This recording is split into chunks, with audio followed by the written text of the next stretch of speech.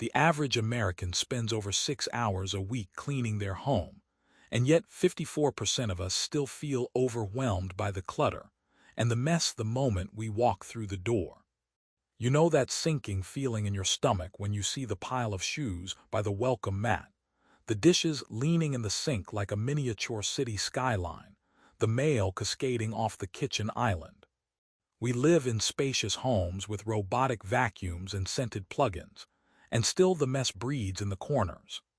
Meanwhile, the average Japanese household spends less than half that time, lives in homes one-third the size, and still manages to maintain a level of spotlessness that looks like a showroom. Walk into a typical Tokyo apartment, and the first thing that hits you is not the square footage. It is the silence of order. Nothing is out of place. The air smells faintly of tatami straw and green tea, not last night's dinner. This is not about having more time or a smaller space. It is about a completely different set of habits, a system so shockingly simple you will wonder why you never thought of it yourself. Today we are counting down the 12 Japanese habits that keep a home effortlessly spotless, habits you can start using tonight. Some of these are so genius, they will change the way you see your own front door forever. Let us start with number 12, and this one begins at the place where everything changes, the genkin. The genkin is the traditional Japanese entryway, a sunken floor space clearly demarcated from the rest of the home, often by a physical step-up of polished wood or cool gray stone. To the Western eye, it looks like a small tiled lobby, a place to drop your keys and kick off your shoes haphazardly. To a Japanese person, it is a sacred boundary, the line between a dirty, chaotic outside world and a pristine refuge.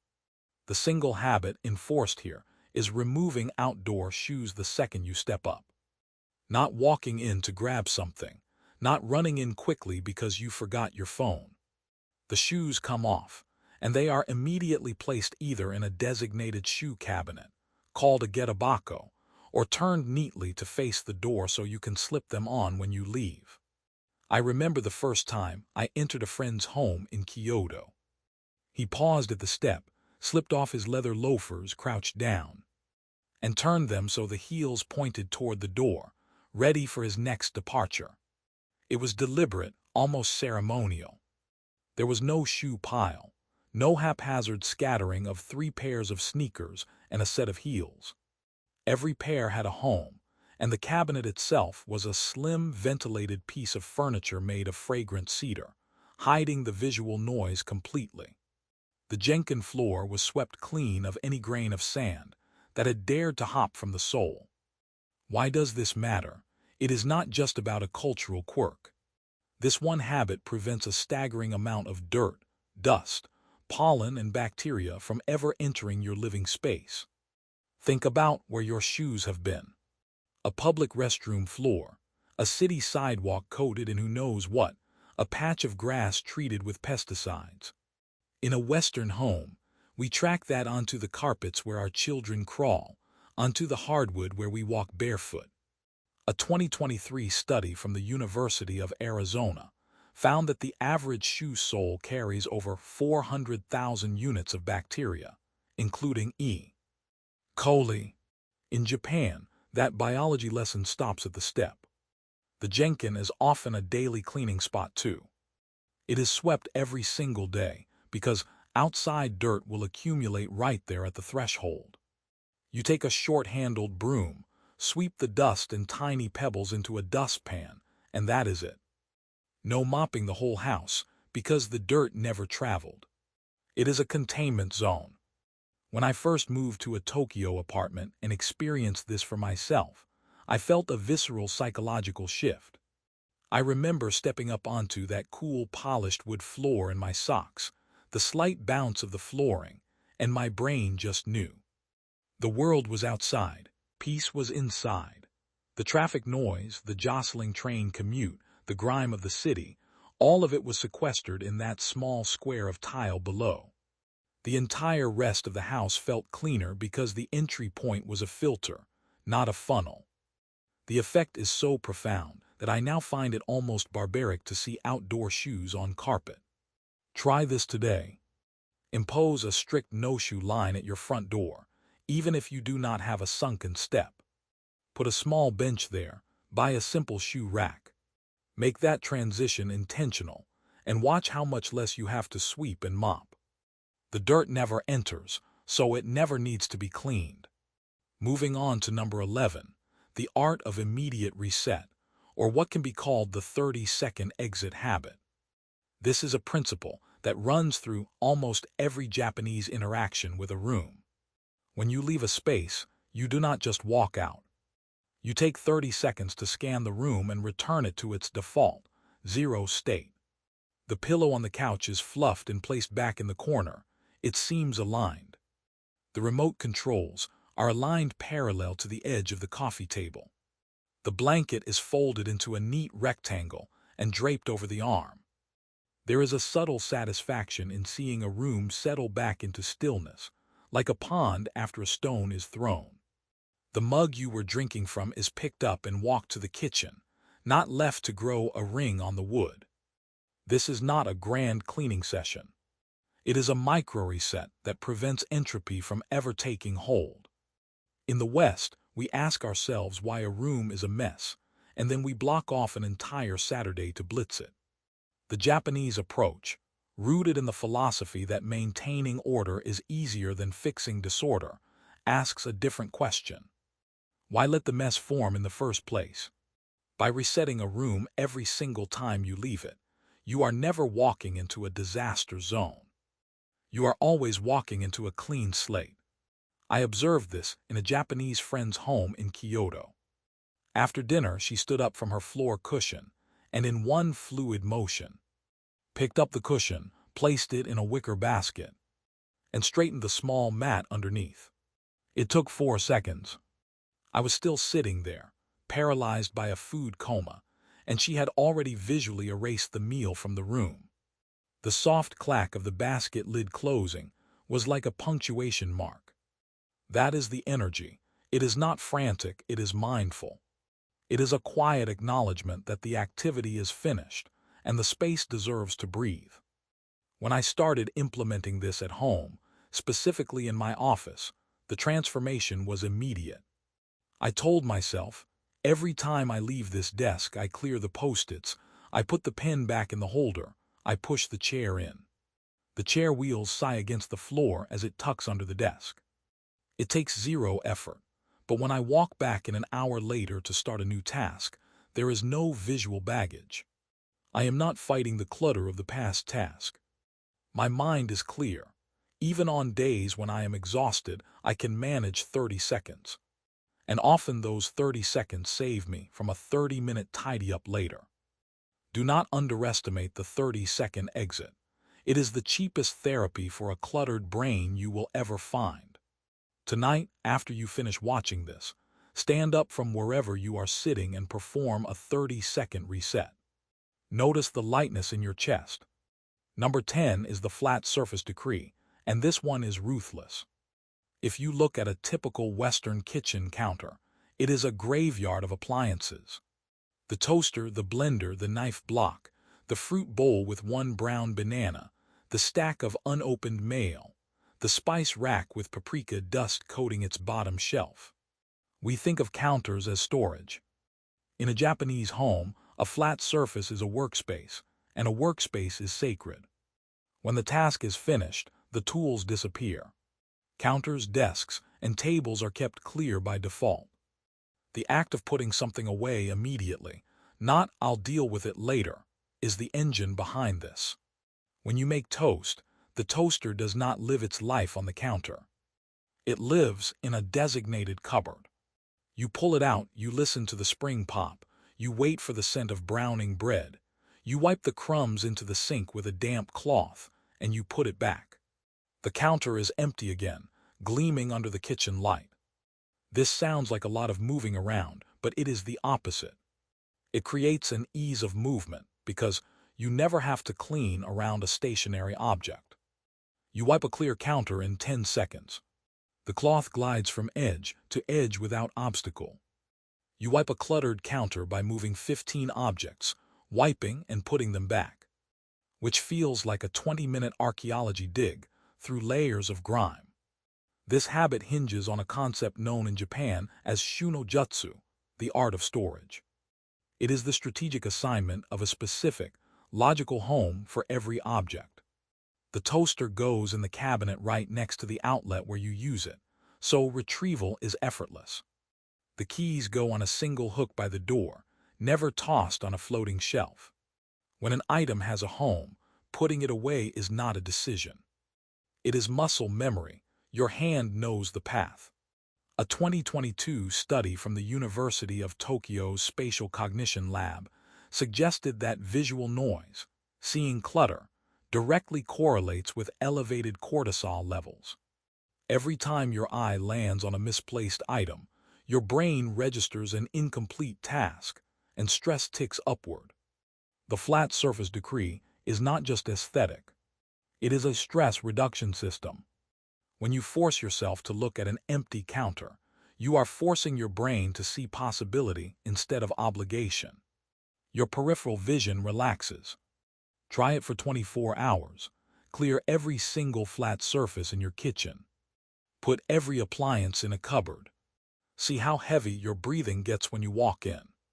It feels like a luxury hotel, and it is entirely free. And if you worry about forgetting where something is, open the cabinet. There it sits waiting in the exact spot you chose for it. We go deeper now into number 9, the daily zero, a concept tied to the Japanese practice of soji. Soji is often translated as cleaning, but it means much more. It is a daily ritual of wiping down and resetting the high-traffic zones to absolute zero. Choose one area. Usually, it is the kitchen sink and the bathroom vanity. In Japan, leaving a sink full overnight is unheard of. The sink rule states that you end the day with a dry, empty, gleaming sink. It is the last act of kitchen closure. You wash every dish by hand or load the dishwasher and run it immediately. Then you scrub the basin with a soft sponge and dish soap, feeling the mild grit of the cleanser, working the corners where the drain basket sits. You rinse away the suds, and you dry it with a microfiber cloth until the stainless steel shines, streak-free and bright. There is no drip-drying rack left out, no soggy sponge languishing in the basin. The sponge is wrung out, dried, and put away in a holder that allows it to breathe. Why the sink? Because the sink is a trigger point. When you wake up in the morning, groggy and uncaffeinated, and you stumble into a kitchen with a sink full of cold, greasy water and crusted plates, your brain takes a hit. You see the congealed sauce, the floating bits of onion, and you register failure before you have even started. Resistance forms. You do not want to make breakfast because you have to clear a battlefield first. A clean, empty sink, however, is an invitation. It welcomes you into the day. A single drop of water beating on the dry surface catches the morning light and sparkles. This is micro-maintenance at its finest. I tested this for a week during a particularly chaotic period of my life. I was drowning in deadlines. The house was a mess, and the one thing I forced myself to do was the daily zero on my bathroom sink. I would wipe the porcelain, feel the smooth coolness, polish the faucet until I could see my distorted reflection, and put away the soap dispenser. The scent of mild cleanser lingered. In the middle of a tornado, that one small circle of brilliant white sanity kept me grounded. It was proof I had control over something. Cleaning one small area daily, whether it is the stove top or the hallway mirror, maintains a baseline of freshness that makes a deep clean almost unnecessary. Pick your one area tonight. Make it shine. Let it be your anchor. Number 8 is where we fold away our sleep, and I am talking about the futon. Not the chunky Western futon couch, but the traditional Japanese shikibuten, a thin cotton mattress laid directly on the tatami floor. Every morning, this bed is folded. It is lifted, its weight familiar in your arms, folded into thirds with a series of neat creases, and stored in a closet, often called the ashiire. The sliding doors of the ashiire close with a soft rumble, and the room that was a bedroom 2 minutes ago is now a wide-open living space, a yoga studio, a playroom for the kids. This is the ultimate expression of multifunctional furniture and spatial respect. By folding the bed, you are not just saving space, you are airing out the mattress. The tatami underneath breathes. The sweat that seeped into the futon during the night evaporates rather than festering in a dark, dusty corner of a box spring. The sunlight hits the floor, warming the woven rush grass, preventing dust mites and mold. This habit forces you to be intentional about your space. You cannot leave yesterday's laundry pile on the bed, because the bed no longer exists. The room resets completely.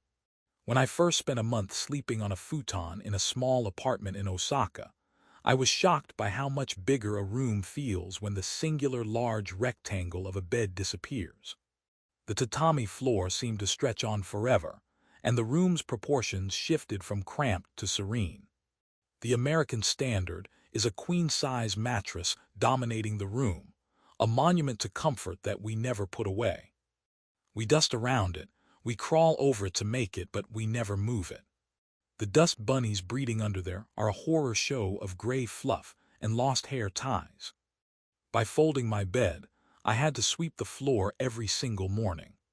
The broom's soft bristles whispered across the tatami, collecting dust that otherwise would have been trapped under a bed for years.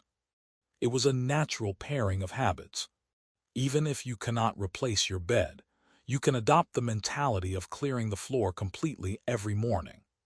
Do not let the floor space under the bed become a storage unit for shoes and boxes. Keep it clear. Let the air flow. A room that breathes is a room that stays clean. And if you do try a futon, be mindful of the firmness. Your back may need a few nights to adjust, but your cleaning routine will thank you instantly. Number 7 turns cleaning into a shared breath, and this is the principle of collective responsibility. In Japan, cleaning is not a solitary chore relegated to the mother or the one neat freak roommate. It is a community event. We see this most clearly in schools, where children, from first grade through high school, clean their own classrooms, hallways, and bathrooms every single day. There is no janitorial staff to wipe up their mess. They push the wet towels across the floor, the sound of damp fabric sliding on wood echoing in the halls. They scrub the sinks with small brushes, they take out the trash, they work in teams, chattering and giggling as they go. This conditions them from childhood to see a mess as a shared problem, not someone else's job. In the household, chores are divided, but they are also performed simultaneously. A morning might see a father wiping the jenkin, a son clearing the breakfast dishes, and a mother folding the futon all at once. The house hums with quiet, synchronized movement. It is a ritual, not a delegated list. The psychological impact of this is massive. If everyone cleans, no one feels like a martyr. Resentment is the silent killer of Western household harmony. We begrudgingly scrub the toilet while our partner watches TV, and fury builds. In Japan, the short burst of shared cleaning, often called asoji, when done as a bigger seasonal reset, bonds people. I tried implementing a 5-minute family blitz in my own home. We set a timer that ticked audibly.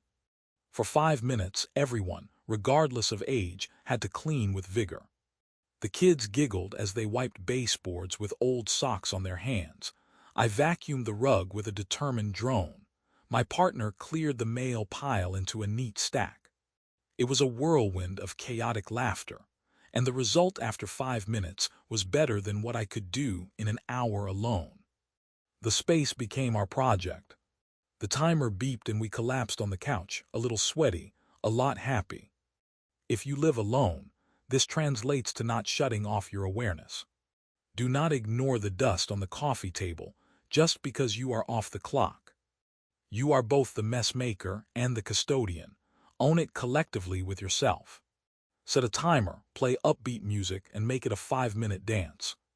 Number 6 is a bit of a digestive pause for your home, and that is the 80% capacity rule. In Japanese storage philosophy, whether it is the fridge, the closet, or the bookshelf, you never, ever fill it to 100%. You fill it to 80% of its volume, leaving clear breathing space. A shelf stuffed with books looks messy instantly. The spines press against each other, and pulling one out sends a cascade. A shelf with gaps between the vertical stacks looks curated and calm. The empty space acts as a visual rest stop. A closet where hangers are packed so tight they scrape and wrinkle the clothes makes it a chore to even look at your wardrobe. The fabric gets creased, the hangers clatter in protest. The 80% rule acknowledges that things expand, and eyes need negative space to feel a sense of order.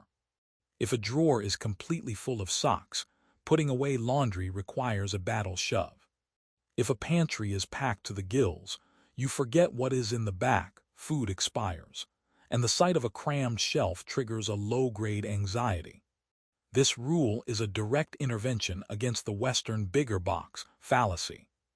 We think if we buy a bigger house or a bigger closet, we will solve the clutter. But we simply fill the bigger box because we view capacity as a target to be hit.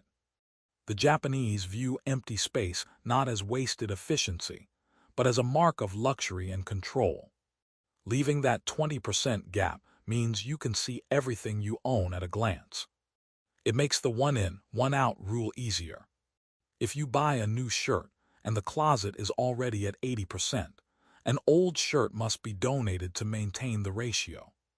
This prevents accumulation, which is the true enemy of a spotless home. I looked at my own overflowing bookcase and applied this rule. I pulled out a few dog-eared paperbacks I would never read again and donated them. Just creating that inch of air on each shelf made the room feel lighter. The remaining books seemed to stand taller, their colors more distinct. It was as if the books themselves could finally breathe. Try it now. Open a drawer that is bursting. Remove items until you can see the bottom in at least one spot. Notice the relief. Now number 5 is deceptively simple, and it is Nagara-suji, the habit of cleaning as you go. This is the antithesis of the Western, I'll save it all for Sunday marathon. Nagara-suji means you clean, while doing another primary activity. You are cooking, so you wipe the cutting board shelf while the onions are sweating in the pan, their sweet aroma filling the air. You are brushing your teeth, so you take a damp cloth and wipe the toothpaste spots off the bathroom mirror, the minty scent mixing with the mild cleaner. You are waiting for the shower water to heat up, so you use a squeegee on the glass door, the rubber blade singing against the wet surface. These micro-actions, lasting maybe 15 to 30 seconds, replace the need for a heavy-duty scrubbing session. The kitchen never develops that sticky layer of aerosolized grease because you are constantly cutting through it with a hot cloth. The genius of Nagara-suji is that it leverages waiting time. We are always waiting. Westerners usually fill that waiting time by scrolling on a phone. The Japanese, by conditioning, often fill it with a cleaning micro-moment. This is also closely tied to the concept of Kaizen, continuous improvement through tiny steps. You are not deep cleaning the oven every day. You are just wiping a single spill from the stovetop. Over the course of a week, those 1% improvements compound. The kitchen stays at a constant 90% clean.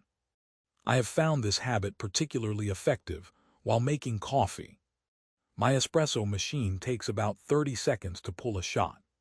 In that time, I hand-wash the spoon I used to stir the grounds and wipe the drip tray. The steam wand hisses quietly in the background as I polish the portafilter.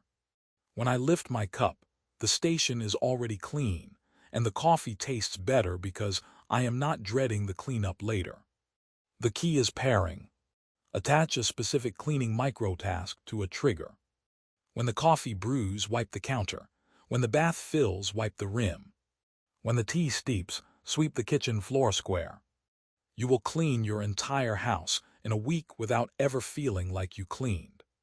Number 4 is a seasonal purge, a sacred rhythm that regulates the flow of objects in and out. This habit is often called danshari, a profound concept that combines refusal dan, disposal sha, and separation rai. It is not just tidying up. It is a mindset of refusing to let clutter into your life in the first place, disposing of the excess that currently drowns you, and separating from the materialistic obsession that keeps you trapped. Twice a year, often aligned with the changing of the seasons, a Japanese household will undergo a massive decluttering. You can feel it in the air when the cherry blossoms fall, or the maple leaves turn crimson. There is a cultural exhale that prompts a clearing out. Spring cleaning exists in the West, but we often treat it as scrubbing baseboards. A Japanese seasonal purge is a ruthless inventory of the soul. Clothes that have not been worn in a season are folded, thanked, and donated. Kitchen gadgets that served a one-time impulse and gathered dust are discarded. The stack of old magazines and broken electronics. Gone, this rhythm prevents the slow, silent creep of entropy. We often do not notice a house getting cluttered because it happens one piece of mail at a time. But if you know that at the end of the summer, you will be doing a danshari ritual, you start to view acquisitions differently. You think, will I be keeping this in 6 months, or will I be throwing it out? It makes you a more intentional consumer. I adopted this ritual last autumn. The air was crisp, the leaves were turning, and I felt a parallel need to shed layers. I took out every single item from my storage closet, a closet I usually opened by leaning my shoulder against the door so nothing fell out. I laid it all on the floor, a sprawling landscape of forgotten purchases. I asked the hardest question, not does this spark joy, but the more pragmatic Japanese filter, have I used this in the last year, and will I use it in the next? The piles of no were staggering.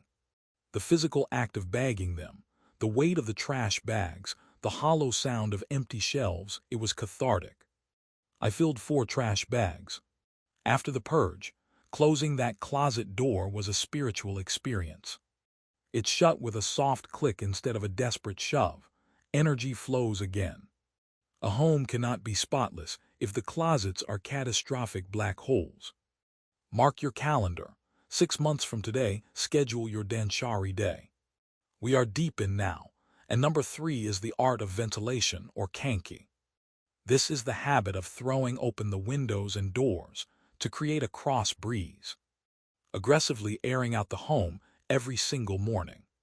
Western architecture relies heavily on HVAC systems, pumping in conditioned air and recirculating dust through vents. The air feels processed, sometimes stale. Japanese homes, even modern apartments, are designed with deep consideration for natural airflow.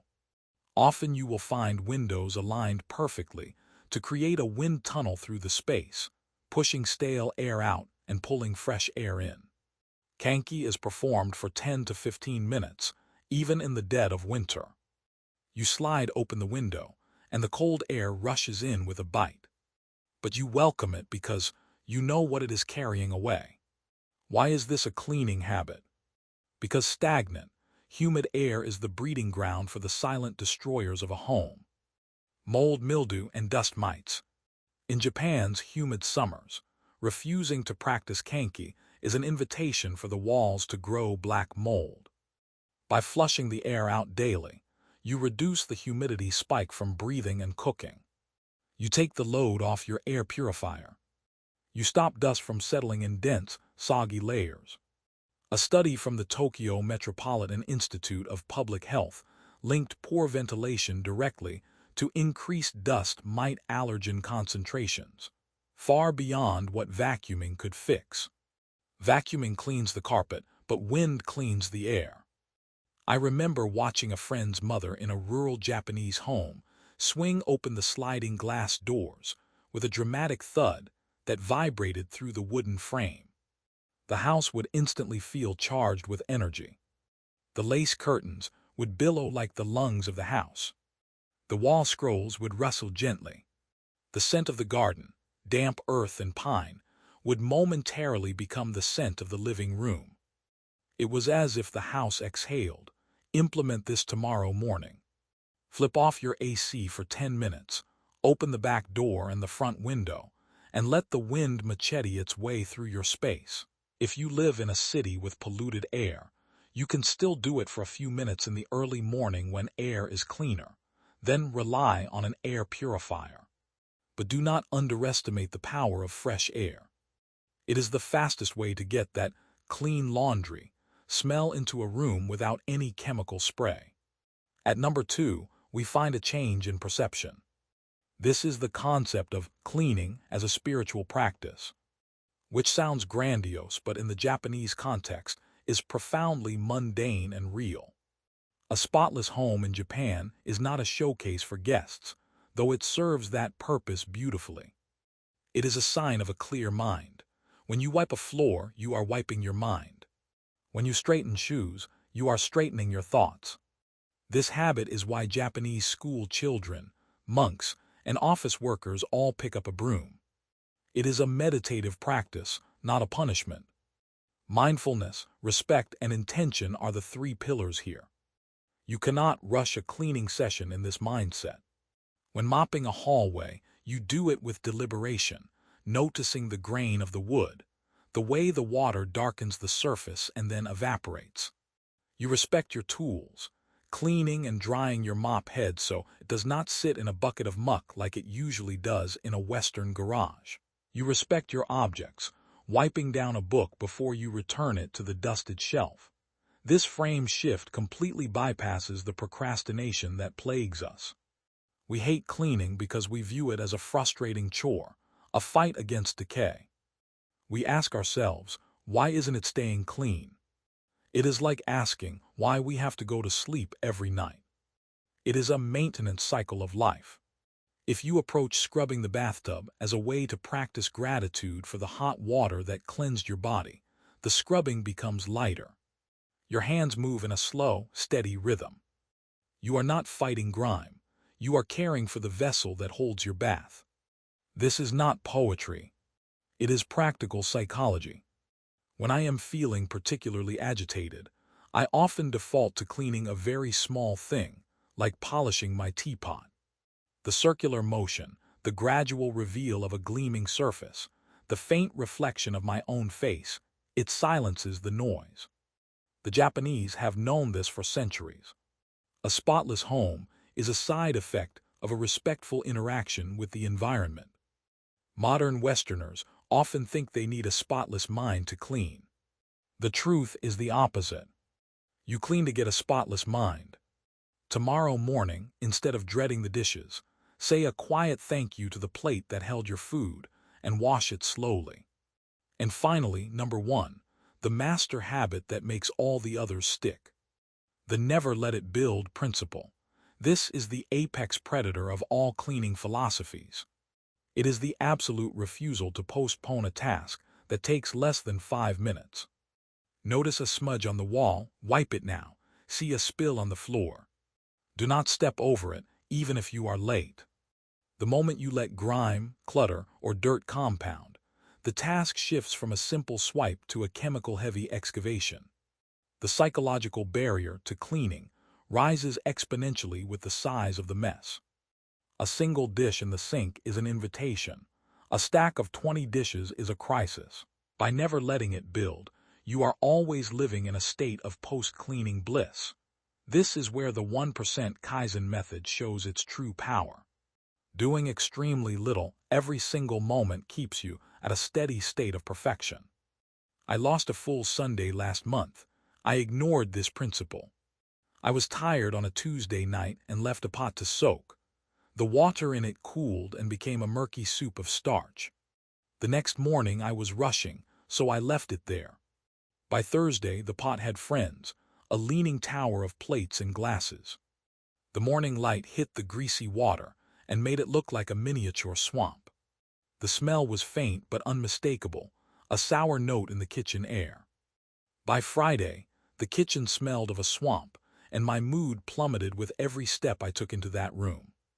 I spent 3 hours on Saturday scrubbing everything, degreasing the backsplash, the harsh chemical smell burning my nose, and fuming with resentment at my past self.